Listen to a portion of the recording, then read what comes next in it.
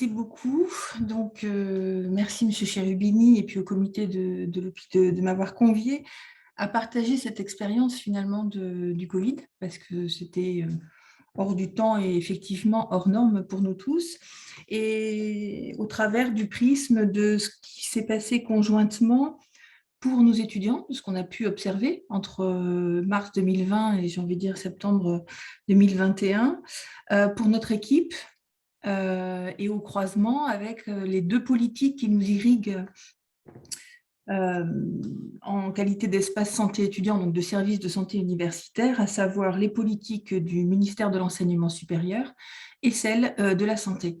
En fait, nous sommes soumis à deux tutelles. Donc, vous imaginez bien que dans ce contexte-là, les deux nous ont fait des demandes et que voilà, on a dû combiner avec tout ça. Alors, rapidement, pour me présenter, donc oui, j'ai fait de l'anthropologie, j'ai fait de la politique publique, de la santé publique, et mon dernier exercice avant d'être à l'espace santé étudiant, ça a été d'être dans un dispositif d'appui auprès des préfets sur les politiques de drogue et de prévention et de lutte, donc avec toujours ces croisements qui me font penser beaucoup à l'anthropologie, c'est-à-dire on fait fi effectivement des disciplines et on est plutôt en transversal. Donc, j'ai eu à gérer lors de ces derniers exercices une période de crise également, qui était les décès dans la Garonne de jeunes pendant les années 2010, qui nous a beaucoup émus et pour lesquels on a eu un certain nombre d'actions, et donc des cellules de crise, de l'incompréhension, de l'action un peu sur le feu. Bon, ça, c'est pour le contexte personnel. Ensuite, le contexte de l'espace santé étudiant, c'est une cinquantaine de personnels. On a un centre qui est localisé à Pessac, qui regroupe donc 15 médecins maintenant, 5 psychologues, une dizaine d'infirmiers, une diététicienne, une assistante sociale, l'informaticien, des personnels d'accueil, une équipe de promotion de la santé, 20 étudiants que l'on recrute chaque année pour définir la politique et mettre en œuvre la politique de promotion de la santé. La particularité et tout l'intérêt de mon point de vue de ces structures-là, c'est qu'elles se font fi de l'opposition habituelle entre la prévention et le soin, entre la santé publique et la santé individuelle, entre la santé curative et la santé intégrée, etc. Et on peut le décliner tant que l'on veut. C'est ce qui m'a d'ailleurs beaucoup intéressée dans ce projet. Et on m'a embauchée pour construire le projet autour donc, des 12 déterminants de santé publique du Haut-Commissariat de santé publique pour notre population étudiante, population qui est constituée des étudiants de l'Université de Bordeaux, l'Université de Bordeaux-Montaigne, Sciences Po, les INP, Bordeaux Sciences Agro, 70 000 étudiants à peu près. Mais on n'est que pour les étudiants. Voilà. On ne s'occupe pas du personnel, il y a un autre service. Bon, là, vous avez à peu près le cadre général. Donc, j'ai été embauchée en 2015. On a présenté au conseil d'administration de l'université en 2018 un projet finalisé où sur ces 12 déterminants, on en avait priorisé 4. C'est-à-dire 4 qui nécessitaient à ce que toute l'équipe déploie en fonction de la promotion, de l'éducation à la santé et du parcours de soins, des axes autour de la santé mentale, de la santé sexuelle, du soin de premier recours, du recours aux soins, en fonction d'un étudiant qui vient de l'étranger ou d'un étudiant qui vient d'un peu loin de son bassin de vie. Et puis les usages de substances en soirée, parce que je n'ai pas d'illusion, c'est un peu pour ça aussi qu'on m'a embauché, je crois. Voilà, donc ça, c'était le cadre général, c'était en 2018. Suite à quoi, on a eu affaire en fin d'année 2018, très rapidement, à une première épidémie de rougeole. Je ne sais pas si vous vous souvenez aussi, c'est parti de Bordeaux et ça a essaimé partout. On a appris à cette occasion, à dialoguer avec la cellule de crise de l'université, ce qui n'est pas simple parce que ce n'est pas le cœur de métier de l'université, la santé. Deux, à se déployer, c'est-à-dire à s'organiser autour d'une tente de vaccination, du contact tracing, des liens avec l'ARS. Et puis enfin, en 2019, avec tous ces beaux projets, on a eu un projet de restructuration parce qu'il nous fallait nous organiser en interne pour pouvoir répondre à ces différents objectifs de santé publique. Et 2020, alors que tout était prêt, boum, le Covid. Alors moi, je n'ai pas fait de PowerPoint, c'est assez exceptionnel parce que je suis Madame PowerPoint dans mon exercice professionnel. Je me suis dit non, je vais être un peu authentique et je vais raconter une histoire. Donc mon histoire, elle va se découper en 6 moments. Je crois que parce que voilà, je l'ai vécu quand même de façon un peu intense, hein, et que ça, c'est la fin de cette histoire maintenant. Donc, qui commence en mars 2020 avec un chapitre sidération et numérique. Sidération parce que l'ESE est fermé, au même titre que l'université. donc tous les professionnels chez eux, avec ce que vous disiez, Monsieur Martin et Madame à côté, je suis désolée, j'ai avalé votre nom, mais sur l'hybridation, en tout cas, certains professionnels ont été présents et très mobilisés, d'autres très très en retrait, parce qu'individuellement, c'était impossible, ils n'ont pas réussi à gérer. Voilà, donc on a eu cette inconsistance aussi dans l'équipe, avec donc fermer les consultations, rediriger tous les professionnels chez eux, les équiper d'ordinateurs, 50 personnes, d'un standard téléphonique pour pouvoir répondre aux étudiants qui n'allaient pas bien, qui avaient plein de questions. Et si je dois schématiser, on s'est surtout concentré sur nos étudiants internationaux et isolés. Et là, ça rejoint ce que vous disiez, M. Cherubini, c'est-à-dire que c'est à ce moment-là qu'on s'est rendu compte du réel de certains de nos étudiants. Nous, on en était un peu conscients, mais isolés au Crous, dans une petite chambre, très très loin de chez eux, et en plus avec peu de perspectives d'y retourner.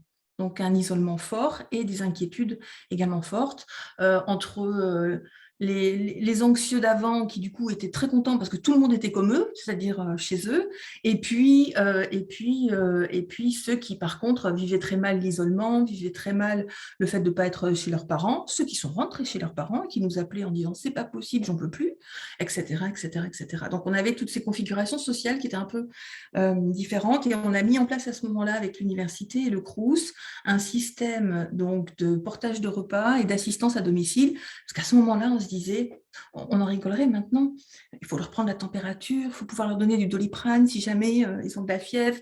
Bon voilà, donc on a développé tout ça, on a une équipe, une énergie incroyable au sein de l'université avec des gens du sport qui nous ont aidés à faire des véhicules avec des étudiants dedans pour aller voir les autres étudiants avec des petits paquets.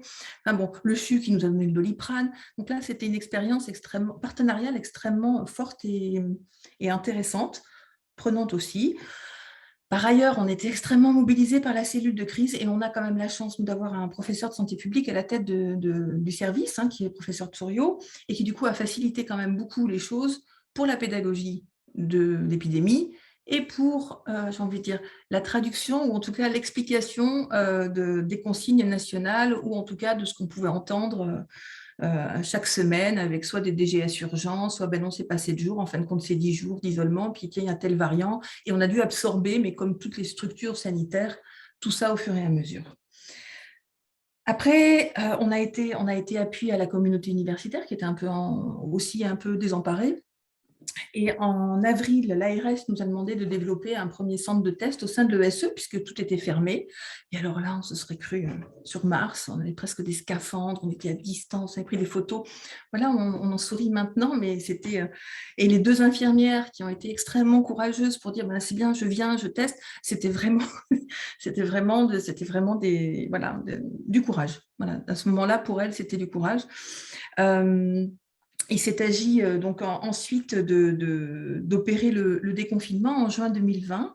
Et à ce moment-là, donc juin 2020, on avait un tiers de la jauge opérationnelle. On avait mis en place des téléconsultations. On avait une DSI donc une direction des services informatiques, mais alors qui était à notre service. Donc, elle nous avait vraiment fourni tout le matériel pour pouvoir mettre ça en place. Donc, tiers de jauge en présentiel, des professionnels qui sentaient plus être en équipe, puisqu'ils étaient loin les uns des autres, ou alors on avait une espèce d'envahissement de la sphère personnelle dans les Zooms, ou voilà, dans les visios, ou avec les patients. C'était plus compliqué, un médecin qui faisait de la santé sexuelle et qui avait 3 enfants en bas âge, faire une consultation avec un étudiant sur cette question-là, alors que les enfants sont juste à côté. Enfin, voilà, donc on a eu ces problèmes un peu techniques, pratico-pratiques, on ne savait pas trop que faire.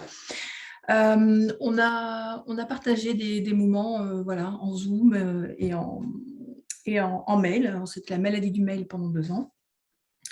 On a arrêté évidemment tout ce qui était collectif, donc les ateliers d'éducation à la santé que nous pouvions faire, les réunions. Et là, on s'est rendu compte au mois de juin-juillet, tous nos internationaux qui étaient coincés ici et qui étaient vraiment en grande souffrance et en grande difficulté. C'est pourquoi on a maintenu une permanence quasiment tout l'été, donc du service qui naturellement ne fonctionne pas au mois d'août. Là où ça a vraiment commencé à se compliquer, ça a été au mois de septembre 2020, puisque les retours de vacances, et ça c'est un vrai apprentissage de cette épidémie, mais comme de la rougeole, c'est avant ou après les vacances, il y a des rebonds épidémiques. avant, ça en est partout parce que nos étudiants sont très mobiles et après, ils reviennent avec. Donc, dès le mois de septembre 2020, on a énormément de contamination. On a pu mesurer en termes de politique publique que nous étions entre deux ministères. De fait, on nous a demandé de faire le contact tracing de niveau 3, c'est-à-dire prévenir les clusters, mais de niveau 2 aussi, c'est-à-dire rappeler les étudiants, qu'on a mis en place de façon très artisanale avec les fameux Excel de l'époque. Suite à quoi, on a quand même vu flamber l'épidémie un peu partout. Moi, j'ai découvert l'université dans son périmètre, Dax, enfin des zones que je méconnaissais complètement, donc, qui dépendaient de l'université de Bordeaux, puis qui demandaient du coup pour nos professionnels et leurs étudiants des conseils ou en tout cas des liens avec l'ARS, la CEPAM du moment. On a dû, comme vous l'expliquez aussi, définir tous les protocoles d'affichage, de circulation, faire de la marche en avant, fermer des accès, etc. Et on nous a demandé, l'ARS nous a demandé au mois de novembre de développer un centre de dépistage que nous avons fait à Pessac, une salle des thèses sur la fac de Pessac, pendant un mois et demi, où là, c'était tout venant, et avant les vacances, c'était à la chaîne, voilà, et c'était du PCR à l'époque. Voilà. Je revis un peu les choses, comme vous pouvez le voir, c'est assez surprenant. Voilà. Donc, on était à ce moment-là quand même confinés, et j'ai utilisé une technique groupe focal avec nos étudiants, parce que tout le monde avait beaucoup d'idées pour nous faire des trucs. Donc, il s'agissait aussi de consulter nos publics pour savoir ce qu'il en était véritablement, en tout cas ce qui pouvait les aider, les accompagner. Et c'est là qu'on a vraiment mesuré. On le sentait tous, plus ou moins.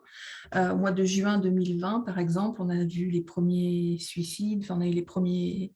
Après le confinement, on a eu les premiers indices de dégradation de la santé mentale de notre population, qui s'est confirmé donc au mois de novembre, au deuxième confinement, avec ce sentiment en plus des étudiants qu'ils étaient un peu punis parce qu'ils étaient jeunes, qu'ils avaient fait la fête cet été, qu'ils en avaient mis un peu partout, donc quelque chose d'un peu, voilà, d'un peu culpabilisant pour la population.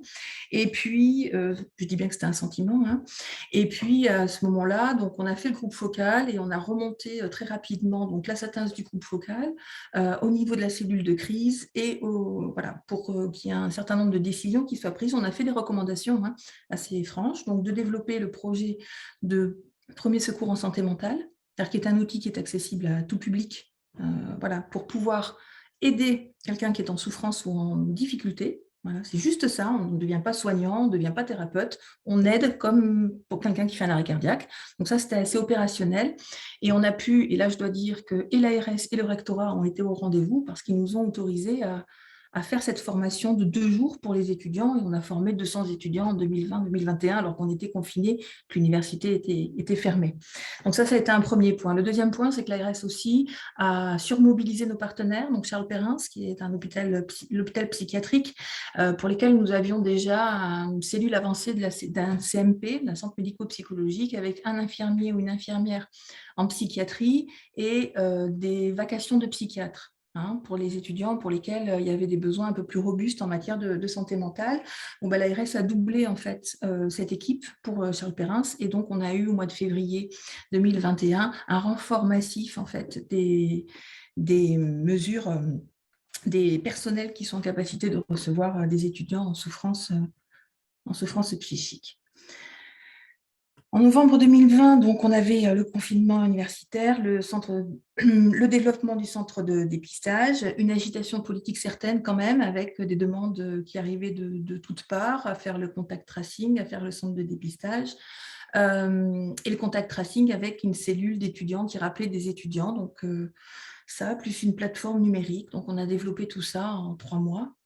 La plateforme numérique, c'est Stay Safe. Il s'agissait de s'inscrire et ça permettait de maintenir en fait l'anonymat des étudiants qui se déclaraient. Ça, c'était important. Nous, de pouvoir les rappeler, mais pour la politique et pour les universitaires, les profs comme les tutelles, c'était de maintenir l'anonymat, donc, et quand même de leur donner, d'avoir un monitoring des niveaux de contamination dans leur établissement. Voilà, donc ça, on l'a développé avec la DSI et on l'a fait héberger sur un serveur sécurisé de santé, ce qui fait que tout était safe. On a développé dans le même temps. Donc, on a embauché des étudiants pour téléphoner aux étudiants qui se déclaraient contaminés. de telle manière à ce qu'ils puissent ensuite identifier les cas contacts et puis se mettre en situation d'isolement, voire accéder à une infirmière ou à un médecin s'ils avaient des besoins particuliers. Et puis, on a vu quand même les effets de l'isolement et de la dislocation du lien social à ce moment-là pour un certain nombre de nos étudiants et même pour les professionnels qui, du coup, avaient de moins en moins de leviers, puisque les médecins, même s'ils ont un outil, c'est l'ordonnance, le médicament, ils ont aussi beaucoup d'outils et ils utilisent aussi beaucoup le terreau social. Et là, le terreau social, il était un peu sec pour tout le monde. Les étudiants étaient isolés, donc ils avaient de moins en moins d'outils et de leviers. En janvier 2021, donc on suit toujours nos situations et notre contact tracing. On nous demande de développer un centre de test. Le premier avait fermé en décembre. Un centre de test antigénique qu'on développe au Crous, à MAC2, la salle, qui dure quelques mois, pour lesquels on accueille tous les étudiants et on doit écrire des protocoles en cas de. Voilà, en cas de cluster, c'est-à-dire on doit dépister tout le monde, telle tranche, mobiliser, etc. Là, ce que l'on peut mesurer à ce moment-là, on a toujours l'air de cosmonautes, on a des visites de ministres, etc. Ce qu'on peut mesurer à ce moment-là, c'est surtout, c'est très technique, un problème d'interopérabilité entre les logiciels et donc d'interopérabilité entre les politiques. C'est-à-dire qu'on doit remplir quelque chose pour la CEPAM, on doit remplir quelque chose pour l'université, on doit remplir quelque chose si ce n'est pas le même établissement. Bref, on ne s'en sortait plus. C'était un peu l'enfer. En juin 2020, au bout de 3 mois, on commence à épuiser nos ressources, je ne vous cache pas, professionnelles et collectives. La santé mentale s'est dégradée. Entre-temps, le ministère a développé les chèques psy en mars 2021, qu'il nous faut quand même déployer, en plus de tout ça, qu'on déploie. Et il faut vérifier la vaccination, parce que là, on passe à fin 2020, on passe à l'étape de vaccination. Donc, vaccination, alors pas tant pour les étudiants que pour les professionnels déjà qui pratiquent. Donc, c'est aussi une contrainte de l'employeur. Les professionnels qui pratiquent dans un centre de santé doivent être vaccinés. On arrive en septembre 2021. Ça a l'air de s'être un peu calmé. La CPAM a pris le contact tracing en première et deuxième ligne. Nous, on ne s'en occupe plus. On retrouve nos esprits. On nous demande de développer 2 centres de vaccination, ce qu'on fait pour la rentrée 2021 pour les étudiants. Donc, on développe le centre à l'ESE jusqu'à 20h. Une première session mi-septembre, une deuxième session mi-octobre. On voit à peu près 500 patients, 500 étudiants qui viennent se faire vacciner. Et là, on retrouve en fait nos contraintes d'organisation. On retrouve notre jauge à 50%. J'ai oublié de vous dire, mais dès septembre 2020, on a fait une jauge à 50%, la moitié en téléconsultation à domicile, l'autre moitié en présentiel, avec une circulation des plannings. J'ai toujours refusé de bouger ça, parce que le pire, c'était le stop and go qui était évoqué tout à l'heure. C'est-à-dire les professionnels qui repartaient, qui changeaient leur organisation avec des enfants sans enfants.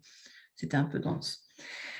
Qu'est-ce que ça nous a fait? On a épuisé nos ressources, on avait des recrutements extrêmement difficiles, j'ai eu des postes vacants, donc en plus du travail qui était un peu plus conséquent, on avait moins de gens pour nous aider à le faire.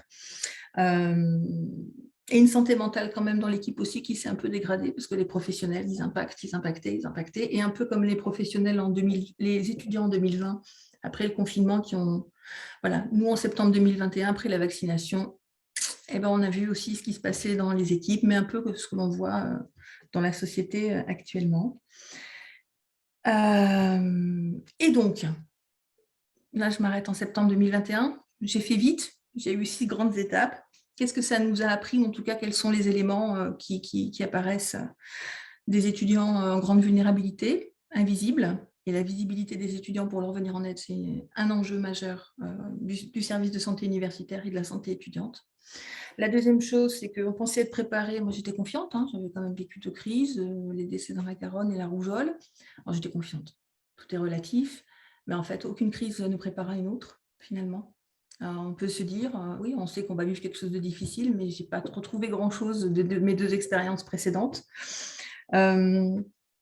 Ensuite, il y a eu effectivement donc, la possibilité de définir et de déployer les téléconsultations, et ça nous a vraiment permis d'augmenter notre accessibilité territoriale pour les étudiants. C'est-à-dire que des étudiants qu'on ne touchait pas pouvaient avoir accès et à des médecins et à des psychologues au travers de la téléconsultation. Que les vacances sont des enjeux forts du rebond épidémique dans la population étudiante, que ce soit en amont ou après. Ça, c'est un vrai enseignement. ça a mis en exergue les enjeux entre les différents ministères et les différentes commandes, et que pour nous, c'était effectivement un peu voilà, difficile à absorber.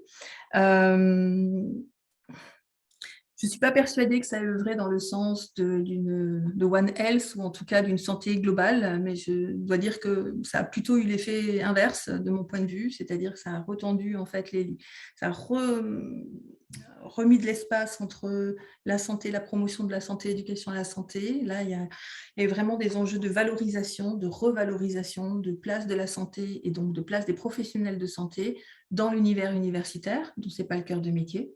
Et donc, tous les enjeux de revalorisation n'ont pas été irrigués par le Ségur, et donc les professionnels de santé sont quand même, voilà, se sont